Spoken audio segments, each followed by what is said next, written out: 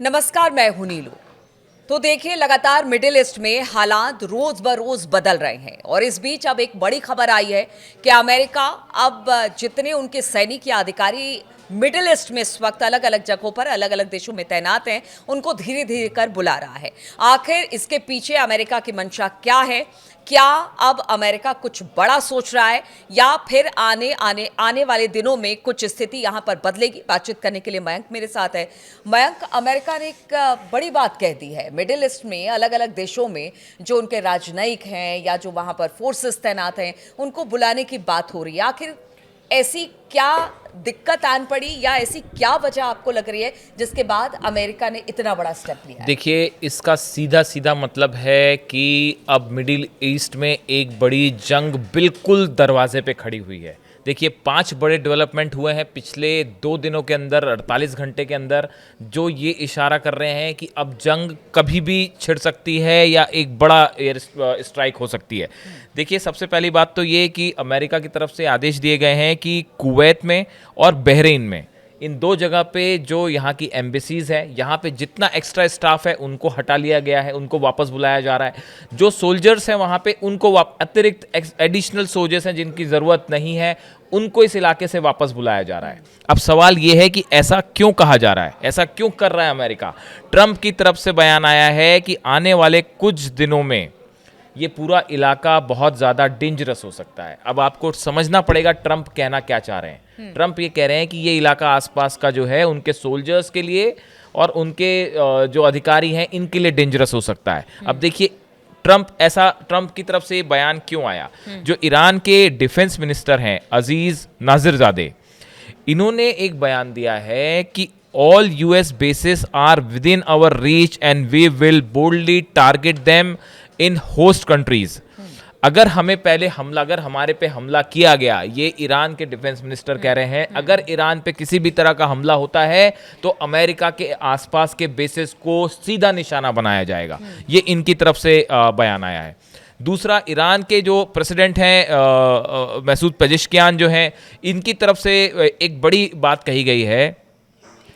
ये अमेरिका के लिए कह रहे हैं, who gave you permission to say that we in this country do not have the right to conduct research on such and such topics. इनका कहना ऐसा है, इन्होंने अमेरिका को कहा कि आप कौन होते हैं हमें ये बताने वाले कि हम अपने देश में किस चीज़ पर रिसर्च करेंगे, कौन से हम जो है यहाँ पे अनुसंधान हमारे चलेंगे, हम यहाँ पे न्यूक्लियर रिएक्टर में किस तरह के काम करें, ये आप बताने वाले कौन होते हैं? तो देखिए, पिछले 48 घंटे में ईरान और अमेरिका के बीच बहुत तेजी से जो है वो बात जंग की तरफ बढ़ती दिखाई दे रही है।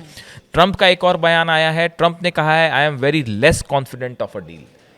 ये ट्रंप का बयान आया है कि मुझे अब नहीं लग रहा है कि यहाँ पे समझौता आएगा। I am less confident now than I would have been a couple of months ago. वो कह रहे हैं, ट्रंप कह रहे हैं कि 2 महीने पहले मैं जितना इस डील को लेके आश्वस्त था, अब ऐसा मुझे लग रहा है कि नहीं होगा। समथिंग हैपन टू देम, मतलब ईरान के लिए वो कह रहे हैं, but I am much less confident of a deal being made. वो कह रहे हैं कि भाई मैं अब मुझे लगता है कि डील नहीं हो पाएगी। अमेरिका के साथ डील ना होने का मतलब ये है कि अब मिडिल ईस्ट में बात एक जंग की तरफ आगे बढ़ रही है। देखिए, एक खुफिया रिपोर्ट आई है जो अभी से बस चंद घंटे पहले या कुछ मिनटों पहले कई जगह सामने आ गई है, जिसमें कहा जा रहा है कि इजराइल एक बड़ी स्ट्राइक के लिए तैयार है ईरान पे। और अमेरिका में सीनेटर्स का एक बड़ा ग्रुप ट्रंप को ये कन्विंस करने में जुटा हुआ है कि आप ईरान के साथ बात मत करिए, हमला कर दीजिए।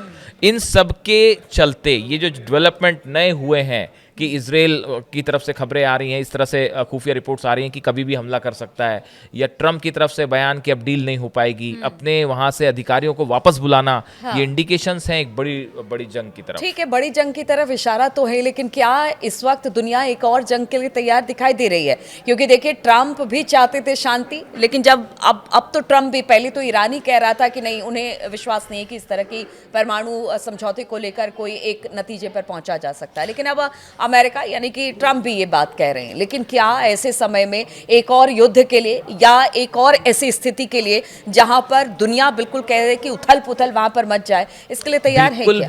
बिल्कुल भी तैयार नहीं है और बिल्कुल आसान भी नहीं है अमेरिका के लिए। आप ये भी बात समझिए। देखिए, 2 रिपोर्ट आई है। एक IAEA की रिपोर्ट आई है जिसका कहना ऐसा है कि ईरान ने इस टॉक्स के दौरान ही बड़ी तेजी से यूरेनियम प्यूरिफिकेशन का काम किया है और करीब 10 परमाणु बम बनाने की स्थिति में ईरान बिल्कुल रेडी खड़ा हुआ है। और ये भी बताया गया है कि देखिए ईरान के जो हम पहले भी बता रहे थे कि ईरान ने जो है बहुत तेजी से अपने आप को सक्षम करने का काम किया है। जिस तरह से अमेरिका के हमले हुए इराक पे या अफगानिस्तान में, उसके बाद ये बात बिल्कुल साफ थी, ईरान के लिए ये बिल्कुल क्लियर संदेश था कि अगर आपके पास डिटरेंट, आप अपने आप को मजबूत नहीं करेंगे, आपके पास अगर हथियार नहीं होंगे, मजबूत नहीं करेंगे, तो आप कभी भी निशाना बन सकते हैं।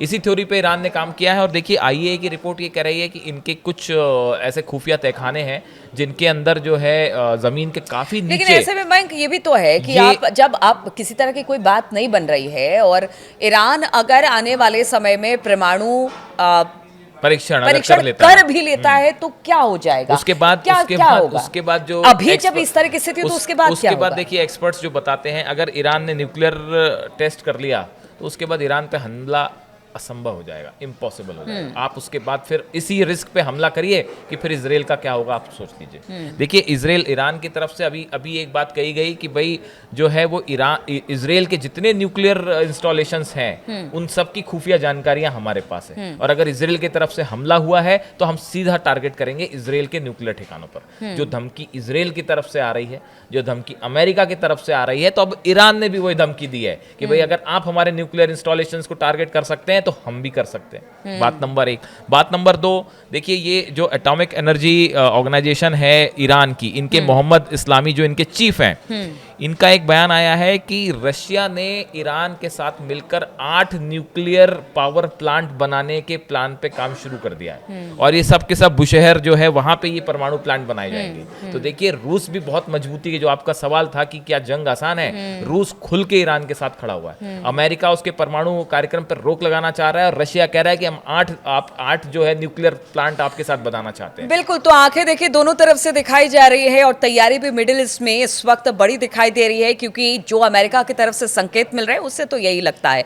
लेकिन आप सोचिए कि अगर युद्ध होता है तो स्थिति क्या होगी, और अगर अटैक भी होता है चाहे अमेरिका की तरफ से या इजराइल की तरफ से, ईरान पर होता है, फिर ईरान की तरफ से हमला होता है, तो फिर आप समझिए कि इसके परिणाम बेहद घातक होंगे। क्योंकि यही चीज हमने रूस यूक्रेन युद्ध में भी देखा है, यूक्रेन तबाह हो गया है, रूस को भी अच्छा खासा नुकसान हुआ है। इधर अगर भारत पाकिस्तान पीछे अगर देखा जाए तो वहां पर भी नुकसान हुआ, और बात अगर कुछ और युद्ध की, गजा की हालत आप देख ही रहे हैं। ऐसे में देखिए दोनों तरफ से सिचुएशन बेकार है, खराब है, अगर युद्ध होता है उस कंडीशन में भी, और अगर हमले एक दूसरे पर युद्ध की स्थिति ना होते हुए हमले भी होते हैं तो भी स्थिति खराब ही होती है। तो आप समझिए स्थिति क्या है। इन सब खबरों पर लगातार हमारी नजर बनी रहेगी, आप बने रहिए हमारे साथ।